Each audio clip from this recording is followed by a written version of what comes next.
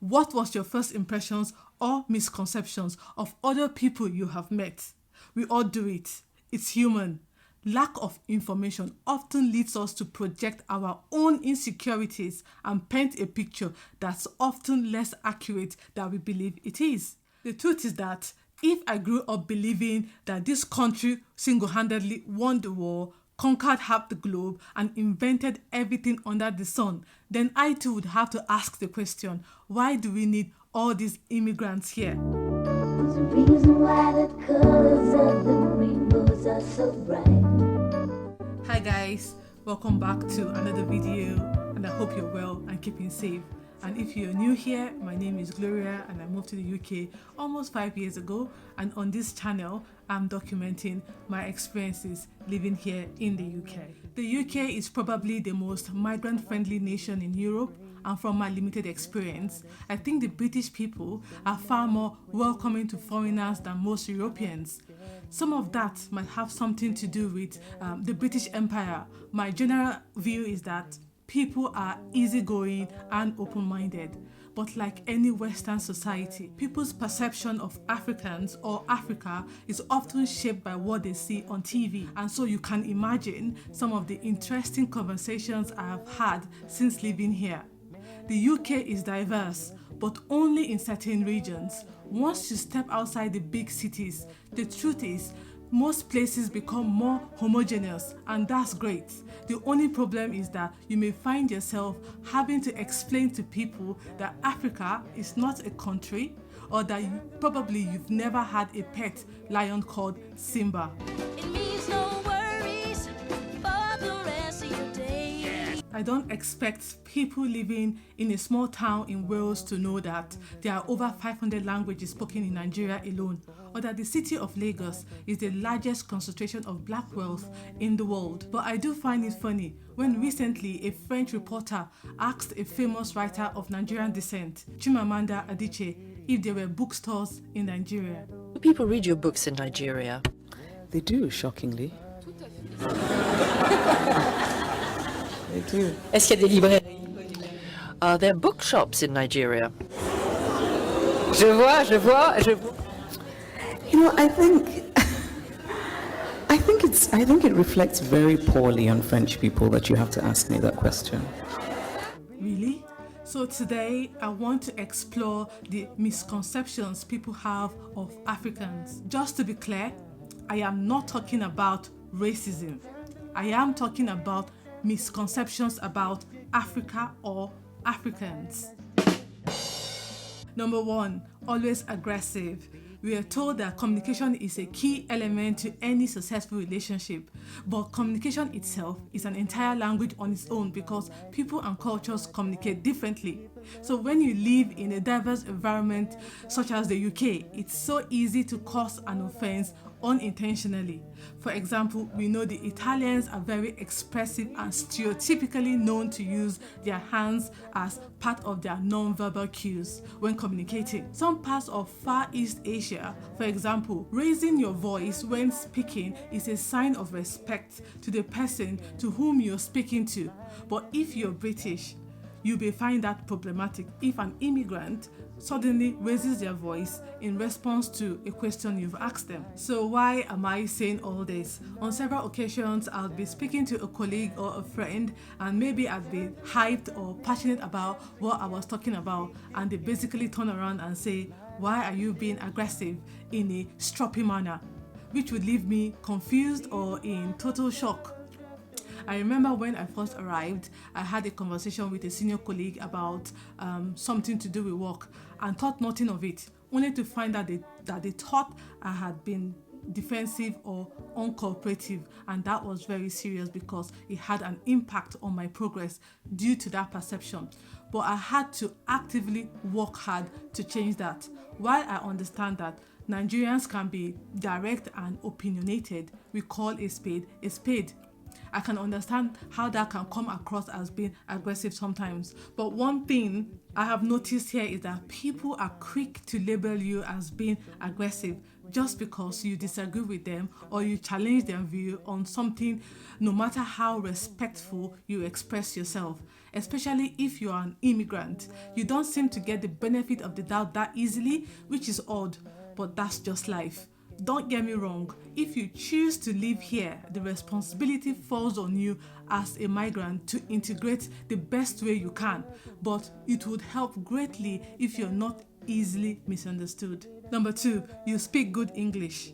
There are over 500 languages spoken in Nigeria, and African is not one of them. Just like Hazubin, people who live in Europe speak European. English is an official language in 24 African nations and taught to a very high level in schools across the continent. It's amusing when you're told your English is very good, completely unaware that although I look and sound different to most British people, English is actually my first language. I learned my native language afterwards. I often hear questions like, "Oh, you speak good English. Where are you from? Do you speak English in your country?" Like, people forget that Nigeria was colonized by the British, and as a result, English is our lingua franca. Yes, we do speak English, be it with a thick Nigerian accent, no different from how across the UK every region speaks English with a different accent, which came as a shock to me because I too assumed everyone spoke like the BBC radio presenters. I think I'll do a video on that topic. Next on my list, Africa is homogeneous. It is a common misconception that Africans share a single culture. So you meet someone from Zimbabwe and then you're so eager to introduce them to your friend from Senegal, not knowing it's like introducing a Portuguese person to a Russian. That should be fun. They don't speak the same language and their political philosophy are completely different. The only thing they have in common is their skin tone. Look, it's not a big deal. It's just a misconception that Africans are just one large homogeneous group of people. The truth is that Africa is actually more diverse than Europe. So imagine you lived in Hampshire and then you travel a short distance to Sussex, only to find people in Sussex speaking a completely different language. And then you travel to Kent and find the people there also speaking a completely different language. These provinces have their own cultures and belief systems. There are over 1 billion people across 54 nations in Africa. And to make things even more complicated, across the continent, you have people with different skin tones. Really dark Africans like the Maasai people to light-skinned Africans like the Ethiopians. Next, Africa is a huge safari. This always makes me laugh. You literally can see more wild animals in a zoo here in the UK than in some parts of Africa. For example, there's not a single giraffe in Ghana. Yes, there are a whole host of exciting wild animals and generous savannas in some regions of Africa. One region is not identical to another. Unfortunately, the whole continent is stereotyped as such. Also, some people might be shocked to find out that there are skyscrapers and luxurious neighborhoods in Africa. My first year living here, I was greeted with lots of questions like if we lived in huts or mud houses or have monkeys as pets. It was hilarious. The next is Africa is poor. Well, it depends on what you mean by that. Africa is overexploited and underdeveloped. Yes, poverty is a problem in Africa and there's no sugarcoating it. However, not all Africans are poor, just like not all Europeans are rich. Africa is technically the richest continent when it comes to natural resources and the poorest when it comes to infrastructure and distribution of wealth. Also, it's important to know that many African people are far from poor when it comes to family, community, and the general zest of life. We are very resourceful, creative, and entrepreneurial. So, my next 2 points has less to do with being African and more to do with being a non-European immigrant. Like many Western society, the whole discussion around immigration is a real hot button topic because people have lots of opinion regarding subject matter they genuinely know very little about. That's not a dig, it's an observation I'd like to explore in my next segment. In my experience, the confusion around immigration often begins with a simple error in definition. Who is and what makes someone a migrant. It recently occurred to me during a conversation with some few British friends of mine that when people hear the phrase non-European migrant, what comes to mind is basically a refugee or asylum seeker fleeing a country torn with war, which by default makes the assumption that this individual can only be a recipient, not a contributor. To be clear, when I say immigrants, I am not talking about anyone that has a British passport. So I am not referring to people that may look like me but are born here or have become British citizens. They are British, not immigrants. So the next two misconceptions are very interesting. Most non-EU migrants are refugees. No, that's not the case at all. Currently, the number of people classed as refugees in the UK is about 200,000. In fact, it's around 130,000 with about 60,000 pending asylum cases as we speak. However, to put things in context, Turkey has 3.6 million refugees. The vast majority of non-European migrants are not here on refugee status. Some are here on spouse visa. They have moved here to join their spouse like I have. Some have working visa, especially those with professional skill sets like the doctors, the nurses, the engineers, which means UK businesses have had to employ a foreigner because the position could not be filled by someone local. Finally, you have many on student visas and so on. People migrate to different places for different reasons, not just fleeing a war zone. You get into a conversation with someone and their assumptions are that you are here because of war or fighting going on in your country. You can pretty much tell straight away where the conversation is headed. Anyway, on to my next point. Here to steal jobs, use the NHS for free and live on benefit. Well, if you read right-wing newspapers, then you'd be forgiven for thinking every migrant is here to exploit British hospitality. But here is what people fail to understand. If you're here on a visa, which as we've already established is the majority of non-EU migrants, then you do not have access to public funds. It is written in bold letters on the documents you receive. Most migrants from non-EU countries do not have access to the benefit system. Their name is not in the system. They can't even get it, even if they wanted to. A large number of law-abiding workers in my constituency have leave to remain, but no recourse to public funds.